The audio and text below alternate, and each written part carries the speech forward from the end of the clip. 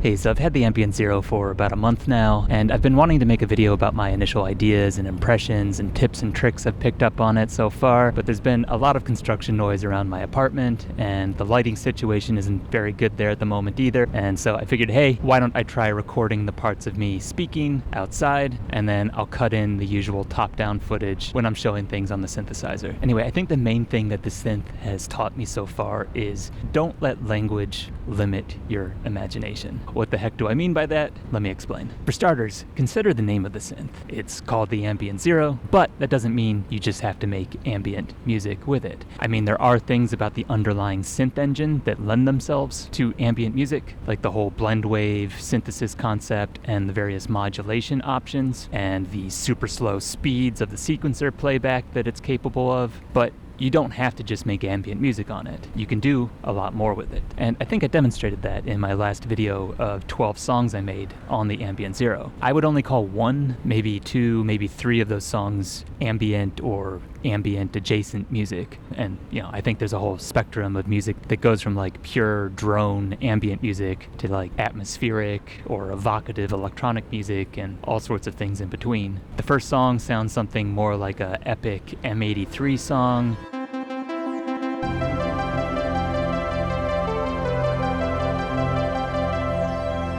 Another song sounds more like a chiptune song almost.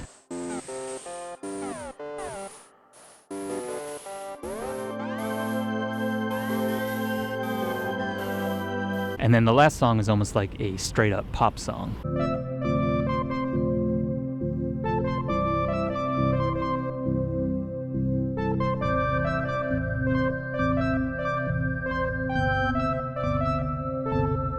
And speaking of songs, that's another place where I think language can be misleading. The Ambient Zero is called a synthesizer, but it has 4 independent sequencing layers, and it's multi-timbral with up to 10 voices of polyphony. And I think the combination of that means that it's almost more like a groove box than just a synth. At least you can look at it that way and use it that way. I think that's another thing I demonstrated with my last video, because I made and performed all of those songs completely on the Ambient Zero. Alright, now let's talk about those layers while I sit underneath a palm tree for no particular reason. So the same idea applies to the layers. Some quick context for those unfamiliar with the synth. The Ambient Zero supports 4 different types of layers of sound that can be generated simultaneously on 4 independent sequencer tracks. And those 4 types of layers are drone, pad, atmosphere, and noise, which are conveniently layered on the layer buttons. And then each layer has 2 corresponding structures. Structure just being a way in which the underlying synth engine is organized, or in other words, structured. And so there are 2 drone structures, drone 1 and 2, 2 pad structures, pad 1 and 2, and 2 atmosphere or Atmos structures, Atmos 1 and Atmos 2. Noise is different, but we'll come back to that later. Now, by default, each layer is set to the first version of its corresponding structure. So drone 1, pad 1, and Atmos 1. But these labels and default settings are just starting points, not things set in stone. You can change any layer to any structure, so I could set the second layer to a drone and the third layer to a drone as well, and have 3 drone layers at once.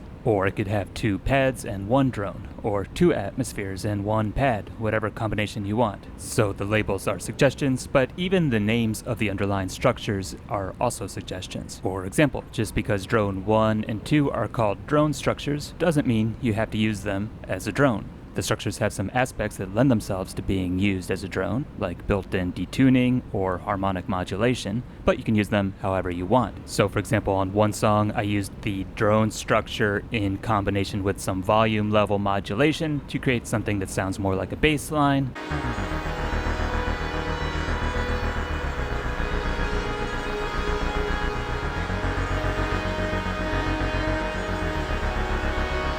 On another song, I used pitch modulation to create something that sounds more like a noise layer.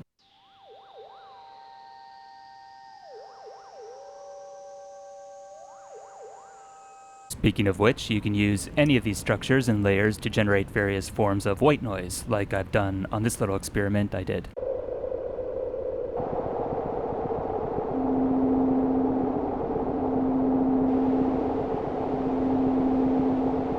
You can also incorporate that white noise into synth sounds by using modulation.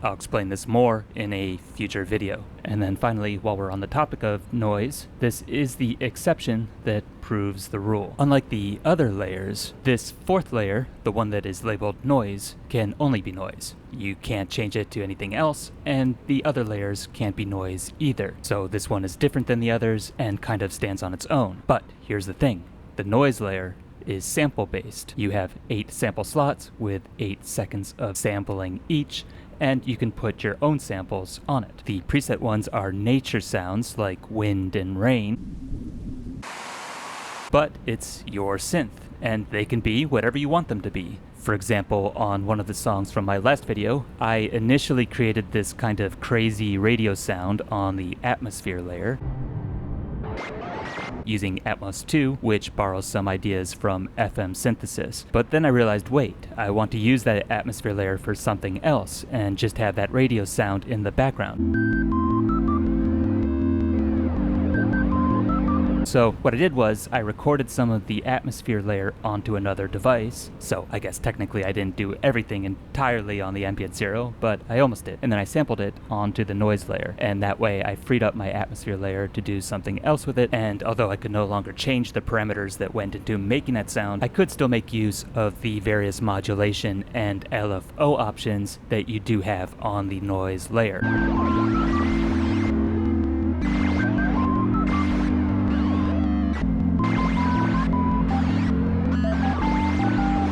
You could also sample a traditional synth sound, either from the Ambient Zero or from another synth, and then you get like an extra bonus melodic layer. I've done that with a new song I'm working on where I made a synth sound on the atmosphere layer, I think, and then sampled it to the noise layer.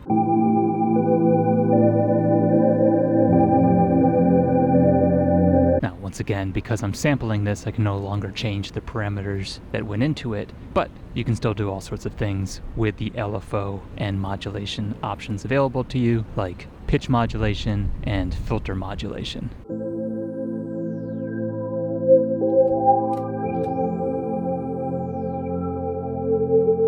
And then even with the factory noise samples that the synth comes with, those nature sounds, you can do what you want with these as well and think outside the box with them. For example, they don't have to be continuous background noises. You can bring in a sound every once in a while as kind of a melodic or atmospheric element. That's what I did on this song that I'm working on right now.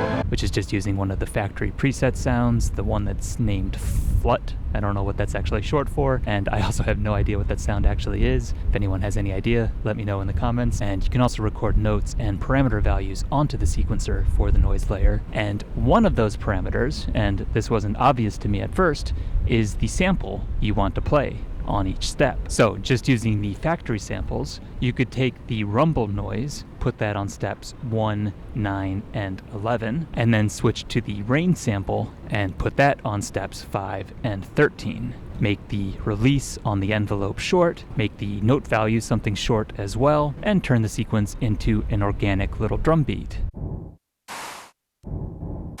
Hopefully something more creative than that example.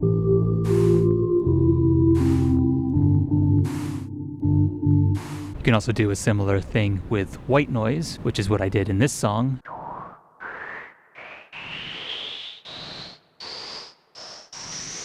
And if you really wanted to, you could even sample a kick and a snare and a hi-hat and turn this into a little drum machine.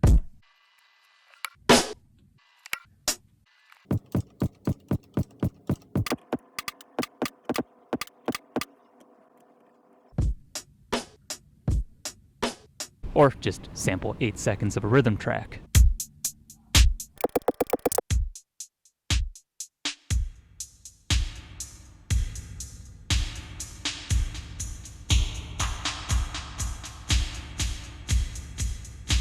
If you have the BPM set at 60, 8 seconds would equal exactly 2 bars for your drum pattern. And if you want more or fewer bars or a different BPM, there's a calculator for that I will put in the description. Another thing you can do is put a different sample on every step and then randomize them and get a more glitchy rhythmic background that way as well.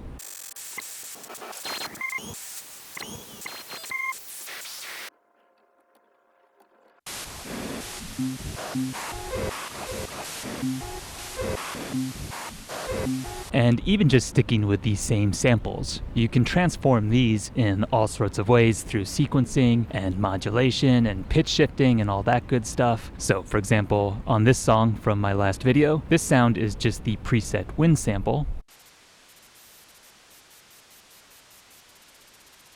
But because of how I sequenced and modulated it, it sounds more like a water sprinkler. On another song from the video, I took this factory sound, which sounds like a siren, and turned it into this sound, which sounds like aliens chattering through the radio waves or something. So those are the 4 layers, and keep in mind that each of these layers has its own envelope, built-in modulator, 2 independent LFOs, an independent sequencer track, and each sequence for each track can have a length of anywhere from 1 to 64 steps, and each step can be anywhere from 8 entire bars of music to 1 30-second note. And then you can have a BPM that can go from 40 to 250. And so depending on how you use the sequencer, in conjunction with the envelope and other parameters, you could put in the same exact sequence of notes and either end up with something very slow and pad-like,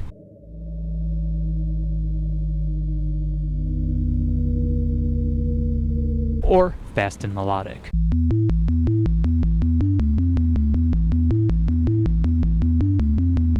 And if you start doing the math, you can get some pretty crazy numbers here. If you had 64 steps in a pattern of 8 bars per step at 40 BPM, it would take 51 minutes to play through the sequence only once. There are 128 pattern palettes that can be linked together, which means you could multiply that out to 109 hours or 4.5 days, although that sounds more like a recipe for violating the Geneva Convention than making anything that anyone would want to listen to. There are 6 different structures, each of which has 32 wavetables to choose from, and each table has 128 waveforms inside of it, which means that if I did the combinatorial math correctly, there are 56 unique possible combinations of structures, 1,206,384 unique combinations of structures and wavetables, and 2,471,049,286,976 possible combinations of synth structures, wavetables, and waveforms. And if you went through all of those combinations at a rate of 1 per second and never stopped to do anything else, it would take you 78,308 years to go through all of them. Now, I'm guessing some of the waveforms get repeated in different tables, and a lot of them sound pretty similar to each other, but still, point being, there are lots of possibilities to explore. There's a lot you can do with this thing, and I think I've only scratched the surface so far. As I learn new things and make new music, I'll be sharing more of what I discover in the months ahead. I think I'm going to go back and forth between doing a video where I share some of the music I've made and then do a tutorial video. I've got some topics already planned, like layering, modulation, effects, and using the synth with external gear. I'm definitely going to pair this thing with the Texture Lab at some point, but if you have any ideas for other topics, let me know in the comments. And yeah, I think I can leave it there for now. Thanks for watching, have a great day, and goodbye for now.